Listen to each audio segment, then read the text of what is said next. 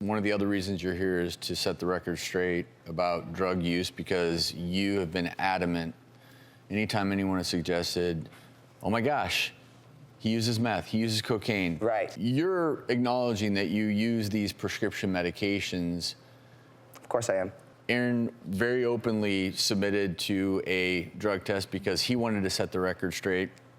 I'm sure you all are curious as well. And so the drug test, cocaine was negative, meth was negative, THC, aka marijuana, was positive, benzodiazepines, Smoke that. Xanax, for instance, positive. It was also positive for opiates, hydrocodone. What scares me about that drug panel is your sister perished from an overdose, and you've got a mixture of benzodiazepines with opiates, which is how many people accidentally can die. These medications, and I'm speaking now purely from the doctor's perspective, can be very, very scary. I have psychiatrist Dr. Domenick Sportelli here, because what I want to talk about with you, Aaron, I get serious for a moment, which is this. Go ahead, please do. The chemical dependency on these medications, which this is not illicit drug use, and I think it's important. You wanted to make that very clear. You do not use illicit drugs, but these medicines What's the definition of illicit? Please enlighten me.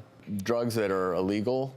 Where theoretically, you know, if you got picked up for having Xanax, that's legal and it's perfectly fine. But you can die on those just as easily as cocaine, which is you would get arrested for, but both can kill you. And Dr. Sportelli, because one of the things I know you specialize in is chemical dependency, these strong medications.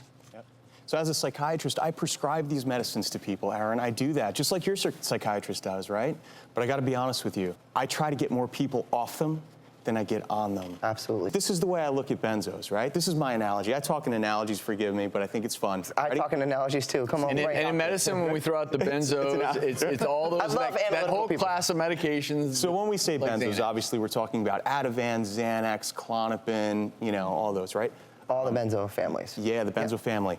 This is what I think about it. When you're an anxious person, you're driving a speeding car that's out of control, totally out of control.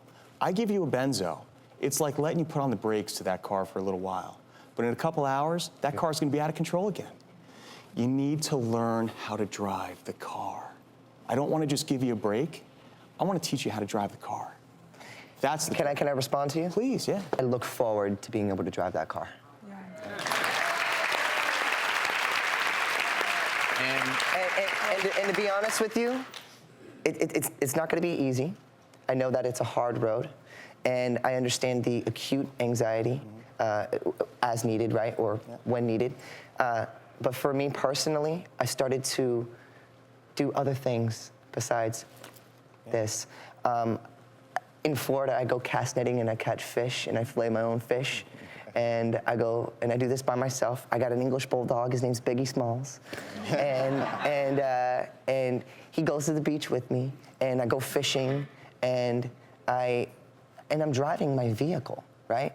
So I'm driving this vehicle, but I'm not driving that vehicle on any medications, nor will I, and nor do I want to. I do not want to do that.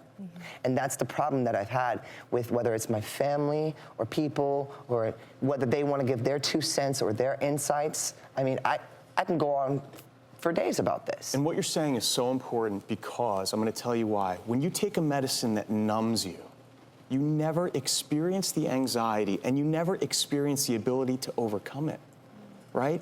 So if you feel a little anxiety and you go fishing and it helps you, you've overcome it, and you've overcome it without a medicine. You see, if you take a benzo every time you feel nervous, you will never break that threshold. So you're absolutely right, and you're on the right track, developing coping skills, things that you enjoy. I'm a big proponent of like mindfulness and meditation and yoga and exercise, all right? Fishing. Whatever works, you know? But you need to experience the anxiety, get through it, and then you build up that control and that self-esteem and power over it. It's the only way you could do it.